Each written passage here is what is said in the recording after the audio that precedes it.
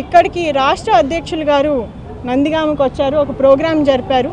దానికి నాని గారిని పిలవలేదు. ఒక సిట్టింగ్ ఎంపీగా, ప్రజాబలం ఉన్న ఎంపీగా, రెండోసారి యాంటీ వేవ్లో కూడా గెలిచిన ఎంపీగా ఆయనకి ఇవ్వాల్సిన రెస్పెక్ట్ ఏంటనేది ఒకసారి మీరు ఆలోచించండి. అలాంటిది పార్టీ కార్యక్రమాలు, ఒక అధ్యక్షుడు వచ్చినా కానీ ఇక్కడికి పార్టీ కార్యక్రమాల గురించి ఆయన ఇన్ఫర్మేషన్ లేకుండా ఆయన్ని దూరం పెడుతూ మళ్ళీ మీడియాలో ఆయన మీద బురద జల్లడం అనేది ఇది మేము గత సంవత్సరంన్నర కాలం నుంచి చూసిందే. మేము కానీ మౌనంగా ఉన్నాం. ఎందుకంటే మేము ఇప్పుడు మాట్లాడితే పార్టీకి ఇబ్బంది అవుతుంది అని చెప్పి మా చేతులు కట్టేశారు కేశినేని నాని గారు. కానీ ఈరోజు అధిష్టానమే మమ్మల్ని వద్దనుకుంటున్నారు, చంద్రబాబు నాయుడు గారే మమ్మల్ని వద్దనుకుంటున్నారు. కాబట్టి ఇంకా కంటిన్యూ అయ్యి ఏంటి ఉపయోగం అనేది మాకు కూడా అనిపిస్తుంది. అంటే ఇప్పుడు మేము వచ్చింది కూడా రాజకీయాల్లోకి మీకు తెలుసు, నానిగారి మీ ట్రాక్ రికార్డ్ ఏంటో కూడా మీకు తెలుసు. ఇక్కడ నుంచి కనపడుతుంది కనకదుర్గ ఫ్లైఓవర్ కానీ, బెంజ్ సర్కిల్ ఫ్లైఓవర్ కానీ, అలాగే రూరల్ ఏరియాస్లో టాటా ట్రస్ట్ ద్వారా ఆయన చేసిన సేవలు కానీ. ఇదివరకు తిరువూరు నుంచి ఇక్కడ విజయవాడకి రావడానికి 3 గంటలు పట్టేది. ఇప్పుడు ఎంత సమయం పడుతుంది మీకు అందరికీ కూడా తెలుసు. నేను ఇవన్నీ కొత్తగా చెప్పక్కర్లేదు. ఆయన హీఈస్ అ ప్రూవెన్ లీడర్. అలాంటి వాళ్ళని డిస్టర్బ్ చేసి అవమానపరిచి అయినా కానీ కంటిన్యూ అవ్వాలి పార్టీలో అంటే అది ఇట్స్ వెరీ అన్రీజనబుల్ అండి. ఆయనకు కూడా సెల్ఫ్ రెస్పెక్ట్ ఉంటుంది. అది లూజ్ చేసుకుని ఆయన పని చేయాలి అంటే చాలా కష్టం. అండ్ ఇంకోటి ఏంటంటే కొత్త వాళ్ళని తీసుకురావాలి, ఆస్పిరెంట్స్ని తీసుకురావాలి అనుకోవడం పర్వాలేదు, ఇట్స్ నైస్ థింగ్.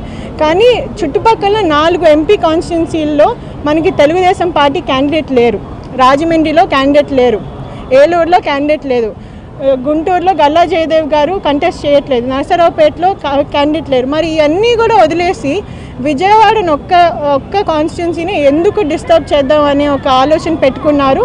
ఇది మీరు ఎవరైతే ఈ డెసిజన్ తీసుకున్నారో వాళ్ళని అడగాలి.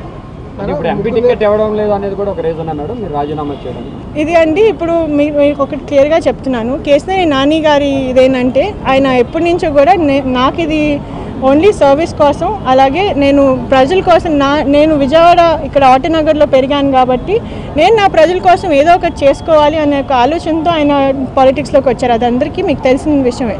కానీ అదే ఇప్పుడు అధినేత మమ్మల్ని పిలిచి ఎదురు బొదురు కూర్చుని నాని నీ సర్వీసెస్కి థ్యాంక్ యూ, కానీ నేను ఈసారి మీకు టికెట్ ఇవ్వలేకపోతున్నాను, కానీ మీరు నన్ను సపోర్ట్ చేయాలి అని ఒక్క మాట మమ్మల్ని పిలిచి చెప్పుంటే మేము సైలెంట్గా అదే చేసేవాళ్ళం. మేము వెనక నుండి పార్టీని సపోర్ట్ చేసేవాళ్ళం. కానీ అనవసరంగా గత సంవత్సరంన్నర కాలం నుండి మమ్మల్ని ఎంతో ఇబ్బంది పెట్టారు, ఎన్నో అవమానాలకి గురి చేశారు మమ్మల్ని.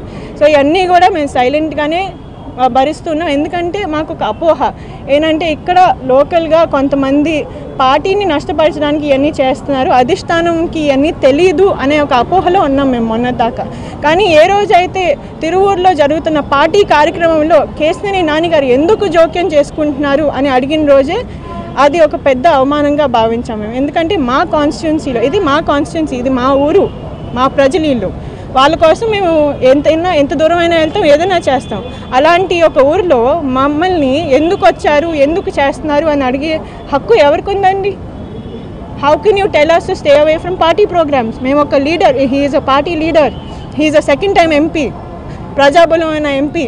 ఆయన్ని పార్టీ కార్యక్రమాల నుంచి దూరంగా ఎందుకు ఉండమన్నారు? పార్టీ ఇక్కడ కార్యక్రమాలు చేస్తే ఒక రాష్ట్ర అధ్యక్షుడు ఇక్కడికి వస్తే ఆయన ఎందుకు పిలవలేదు, ఆయనకి ఎందుకు ఇన్ఫర్మేషన్ లేదు? ఇవన్నీ కూడా ఆన్సర్ చేయాలి.